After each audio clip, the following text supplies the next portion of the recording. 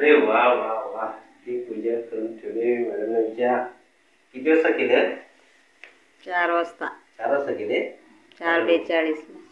4:42. बघा मस्त पैकी दीप लावलेले आहे. कृष्णाची मूर्ती आहे, कृष्ण परत गणपतीची आहे. तर आपण पूजा करूया. मित्रांनो, गणपतीच्या कपाळावरती कधीही कुंकू हळद लावायचं नसतं, त्याच्या चरणावरती लावायचं असतं. तर जिथे फुलं असतात तिथे फक्त सोडायचं असतात.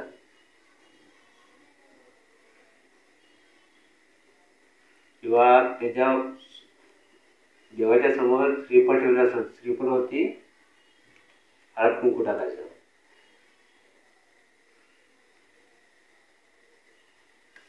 हे बघा मस्त फर्स्ट क्लास केल्या. ह्याच्यामध्ये काहीच खर्च नाही, घरच्या घरी. कोकणामध्ये दुर्वा हा भरपूर मिळतं फुकटमध्ये, आणि फुलं असतात. फक्त ते तेवढंच फक्त वापरायचं असतं, बाकी सर्व फ्रीमध्ये असतं. नमस्कार मित्रांनो, कसे आहात? आज गटारी अमावस्या आहे. उद्यापासून श्रावण महिना सुरुवात होईल. पहिला दिवस सोमवार पण आला. गटारी हा लास्टचा दिवस.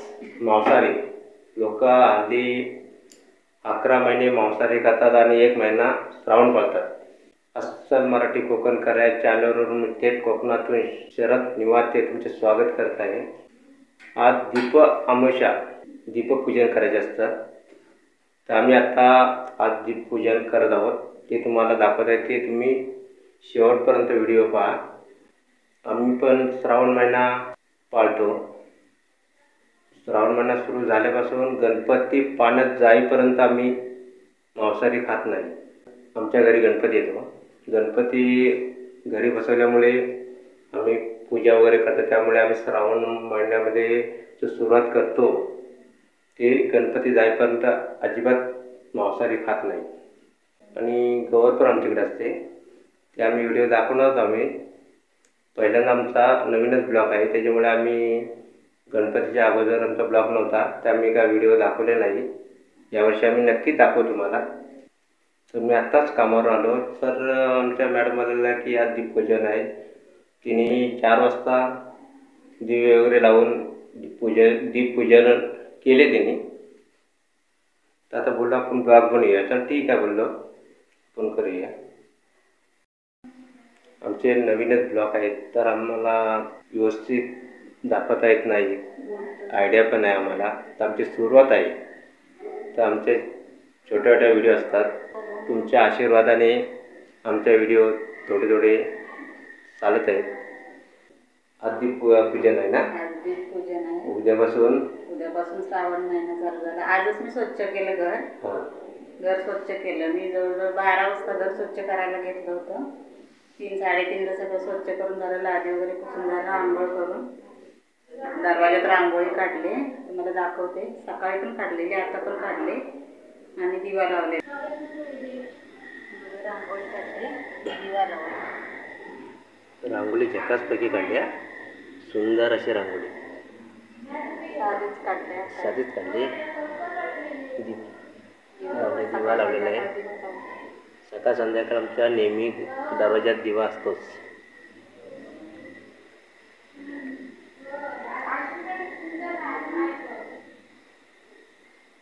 घर एकदम स्वच्छ केलं. कसं काय केली दाखव मला, बघूया दीपपूजन. मी काय केलं माहिती आहे, म्हणजे पाट वगैरे स्वच्छ केलं. पांट्या वगैरे सगळ्या घालून जेवढे आपल्या घरात दिवे आहेत ना तेवढे मी आज काढले. आणि समई पण काढल्या ड्रॉवरमधून. आणि सगळे दिवे स्वच्छ केले. त्याने पितांबरीने स्वच्छ केले. आणि नंतर पुसून वगैरे त्यांना वाती वगैरे करून साईडला ठेवलेले. नंतर पाट वगैरे स्वच्छ धुवून पाटाखाली स्वस्तिक काढलं. नंतर पाटाभोवती अशी रांगोळी काढली. बघा रांगोळी कशी आहे. इकडून अशी पूर्ण पाटाभोवती रांगोळी काढली. आणि बाजूला दासबोध सद्गुरुचरित्र आहे ना, ग्रंथ आहेत ते आमचे, त्याच्या वाटलं पण अशी रांगोळी काढली, साधीच रांगोळी काढली. नंतर पाटावर सफेद कपडा अंतरला.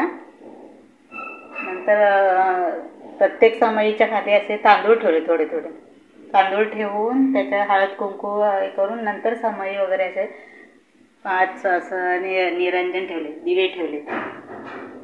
नंतर इथं स्वास्तिक असं काढून घेतलं. पहिलंच पूजेसाठी, कुठल्याही पूजेसाठी आपण गणपतीचं हे ठेवतोच. मग ही आमच्याकडे गणपतीची मूर्ती होती, ही बघा. गणपतीची पण आहे आणि श्रीकृष्णाची पण आहे. म्हणून आज मूर्त्या वगैरे सगळ्या मी स्वच्छ केल्या.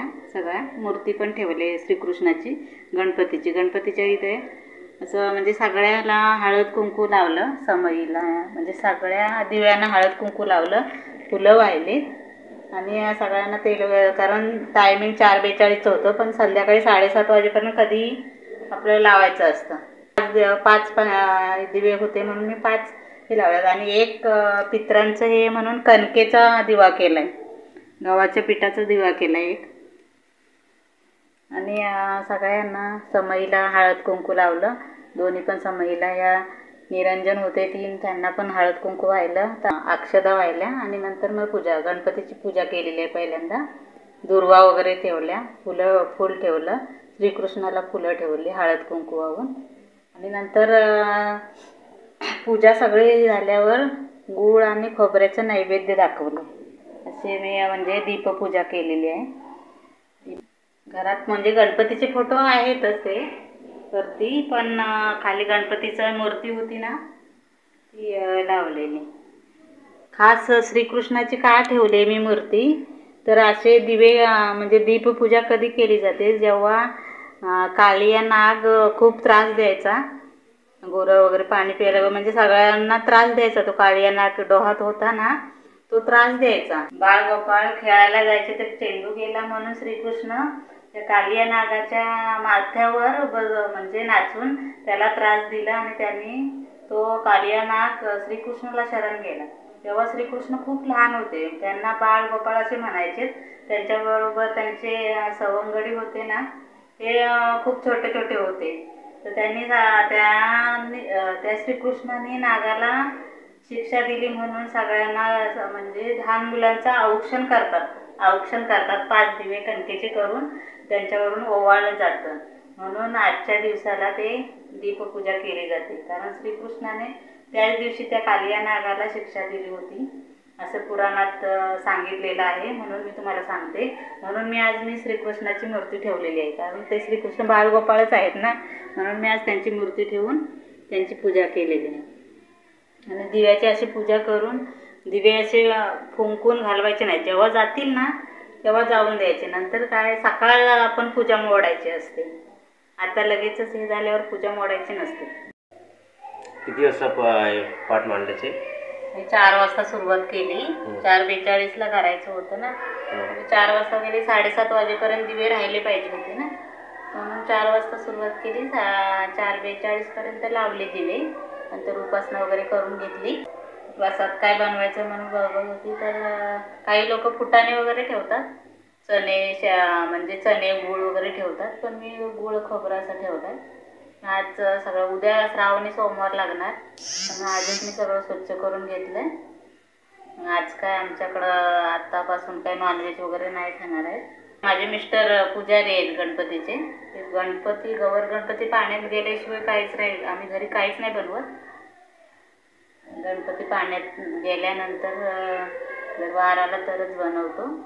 आणि लहान मुलांचं औक्षण का करावं, तर श्रीकृष्णाच्या बरोबर सवंगडी होते, ते लहानच होते ना, आपल्या घरातील लहान मुलं असतील ते लहान श्रीकृष्णासारखेच असतात ना, म्हणून त्यांचं औक्षण करायचं असतं. 5 कणकेचे दिवे करून त्यांच्यावरनं ओवाळायचं असतं 5 दिवे. जेवढी मला माहिती होती ती तुम्हाला मी सांगते. माझं काही त्याच्यात चुकलं असेल तर तुम्ही कमेंट करून सांगा. म्हणजे माझ्या पद्धतीने मी केले, म्हणजे घरच्याच वस्तूत पूजा, काय म्हणजे विकत काय महागड्या वस्तूत किंवा काय असं आणून पूजा करायची नसते. ही एवढे काय नाही, घरच्याच साहित्यात घरच्याच ह्याच्यात दिव्यांची पूजा म्हणजे काय फुलं आणि हळद कुंकू व्हायचे असतात, बाकी काय खर्च नाही. घरी दिवे लावलेले आहेत बघा, प्रत्येक दिव्यामध्ये फूल निर्माण झाले बघा. दिव्याचं जर ज्योत असतो तर फूल निर्माण झाले. 4 तास झाले दिव्या लावलेला. फूल बघा फुलासारखं फुललेलं आहे. तर एक फुललेला फूल असतं ते घरामध्ये वातावरण चांगलं असतं. घरामध्ये संध्याकाळचा दिवा लावल्यानंतर घर प्रसन्न होतं, लक्ष्मी घरात येते. कधी दरवाजा म्हणजे दिवा लावल्यावर दरवाजा 7:30-8 वाजेपर्यंत तरी दरवाजा उघडा ठेवायचा किंवा असा कुठे लावून घ्यायचा नाही, लक्ष्मी घरात येते. मस्तपैकी वातावरण वाटतं. प्रत्येक दिव्यात फुल तयार झालंय बघा. सगळ्यांच्याच घरात आज दीपपूजन वगैरे दीपपूजन झालं असेल. प्रत्येकाची दीपपूजन करायची, मांडणी करायची पद्धत वेगवेगळी असते, पण मी साध्या पद्धतीने मांडले दिवे वगैरे, दिव्याची पूजा वगैरे केली. काही लोक फुटाणे म्हणजे चणे आणि गूळ ठेवतात, तर काही लोक प्रसाद केळं वगैरे ठेवतात. तर मी गूळ आणि खोबरं ठेवलंय प्रसादीसाठी. प्रत्येकाची पद्धत, तुमची पद्धत कशी आहे ते मला कमेंट करून सांगा,